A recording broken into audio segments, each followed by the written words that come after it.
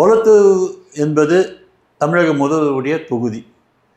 அதே நேரத்தில் கொளத்தூரில் தமிழக முதல்வர் வேட்புமனு தாக்கல் பண்ணிட்டு அவரும் வர ரோட் ஷோவில் தலைவர் விஜய் வண்டி உள்ளதாக உட்காந்துருக்காரு. மேடைக்கு இன்னும் மேடையில் பேசவே இல்லை.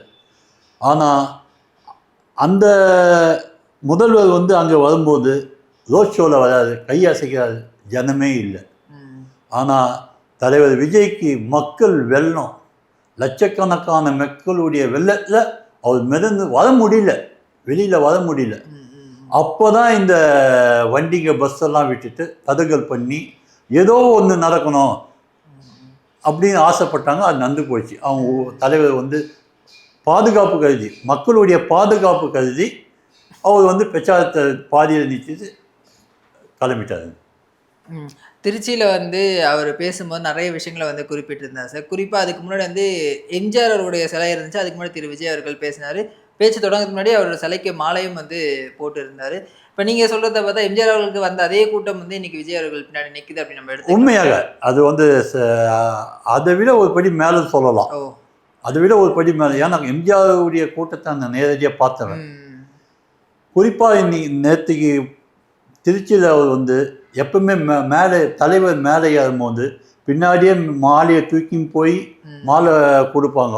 தலைவர் சிலையானா தான் போய் மாலை போடுவாங்க.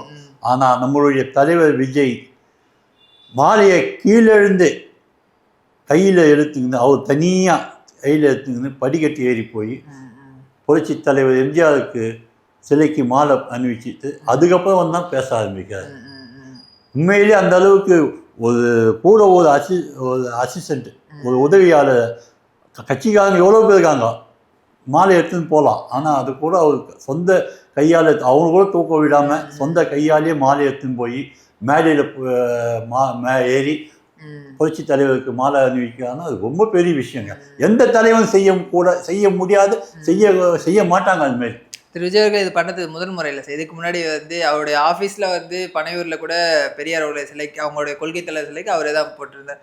அம்பேத்கருடைய ஃபோட்டோக்கு மாலை போடும்போதும் அவரே எடுத்து. இது சமூக வலைதளங்களில் விஜய் அவர்கள் மீதான நன்மதிப்பை அதிகப்படுத்துது அப்படின்னு. உண்மையாக. ஆனால் அவர் இன்னும் மக்களிடையே போகணும் அப்படின்ற ஒரு இதுவும் இருக்குல்ல, மக்கள் எதிர்பார்க்குறாங்களே சார். இன்னும் விஜய் அவர்கள் எங்களை பார்க்க வரணும் அப்படின்ற ஒரு எதிர்பார்ப்பு மக்களிடையே இருக்குது. விஜய் அவர்கள் அதை பூர்த்தி பண்ணுவாரா? கண்டிப்பாங்க. மக்களுடைய எதிர்பார்ப்பு நெஞ்சில் குடியிருக்கும் தொண்டர்களே இருந்தார் இவர். ஆனால் அதே தான் சொல்கிறாங்க, எங்கள் நெஞ்சில் குடியிருக்கும் தலைவரே இருந்தாங்க மக்கள்.